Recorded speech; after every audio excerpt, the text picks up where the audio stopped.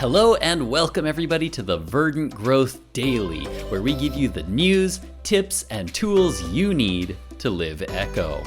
My goal is to help you put you in the right mindset to live more in line with your own values and to change your life to make it more fulfilling, sustainable, and balanced with nature, all in just 10 minutes a day. My name is Eugene, and this is episode 12. Today, we are going to be talking about racial inequality or racial equality and environmental activism. For most of you in America today, it is Martin Luther King Jr. Day. And so I thought that that would be the perfect day to talk a little bit about racial inequality and how it is related to environmental activism.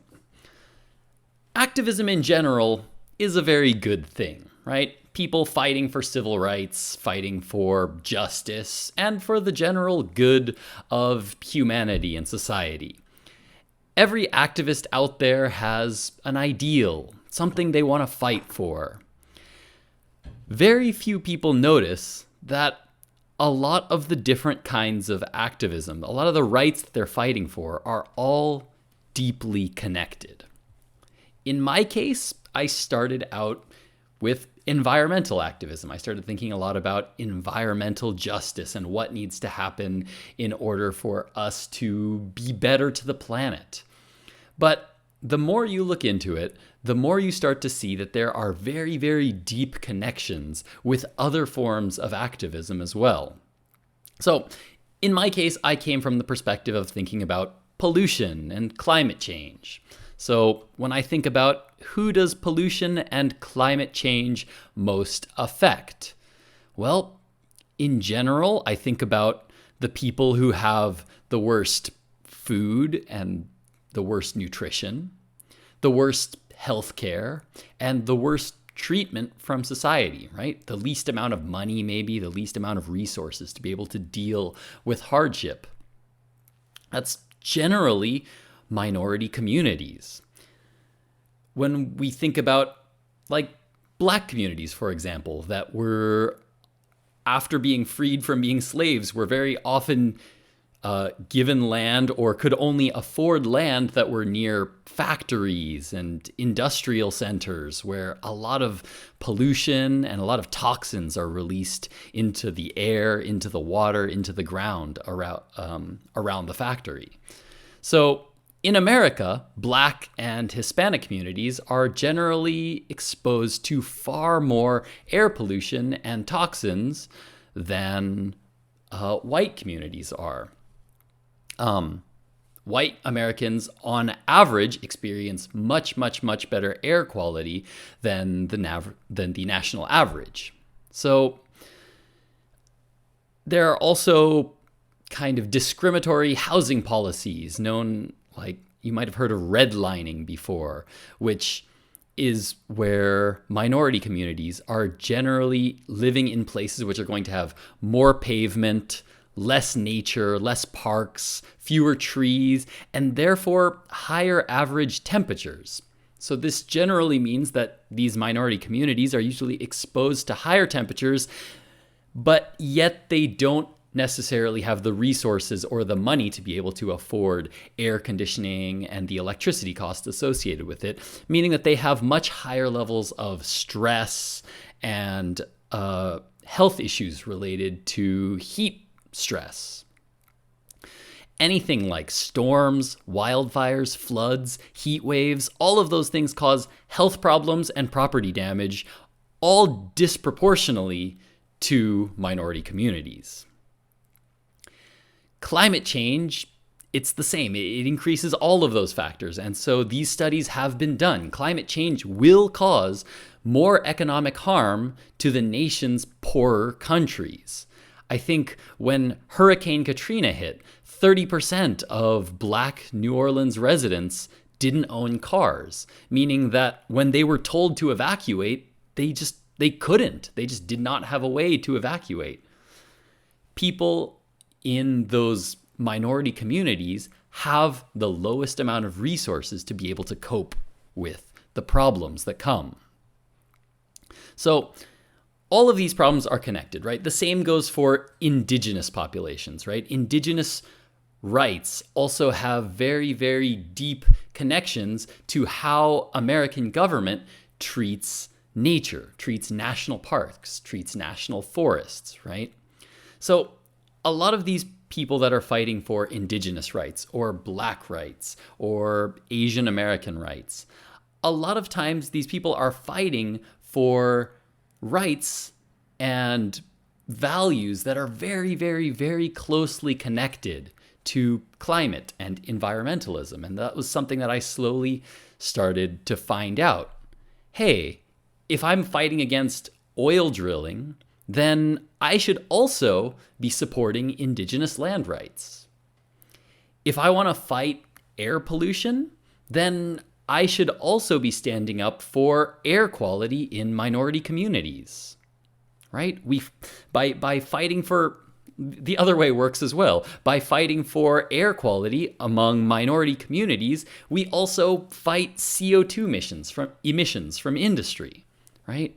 By fighting for more equal hiring, we encourage more empowerment of minority communities. By creating more renewable energy, we reduce the pollution in minority-dominated neighborhoods.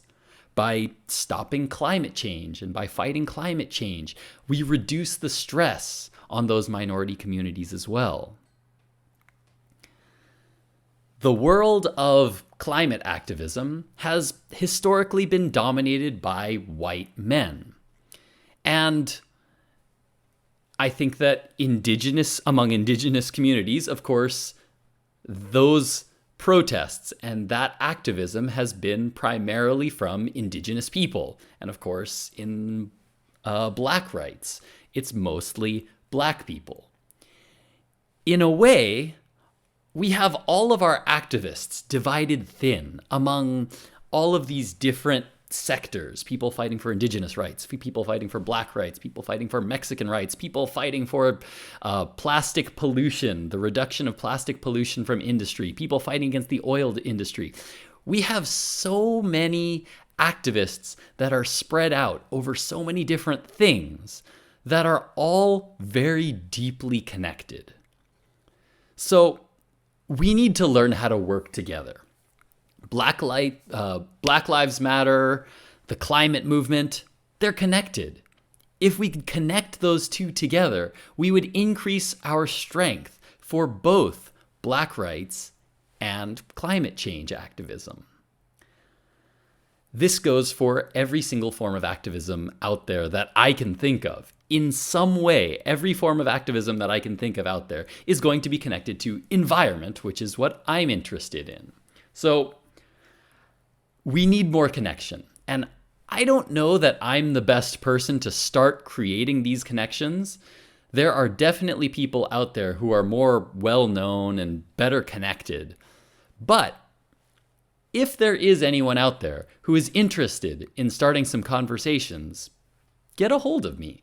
I think that this would be a great place to start some conversations. We could have live YouTube conversations with people from different activism circles. We could have different people all talking together. And if we could get Black Lives Matter and the climate movement connected and working together, we would immediately be doubling our strength that we have. So if there is somebody out there who is interested in starting to have these conversations, get a hold of me. It's something that I've actually been thinking about a lot. Maybe having a series devoted to connecting activists. It's something. We can start hosting some interactivist conversation, maybe. I think that those kinds of connections would be super, super, super, super important for all of us. And I think that we could probably get a lot more done if we were all working together.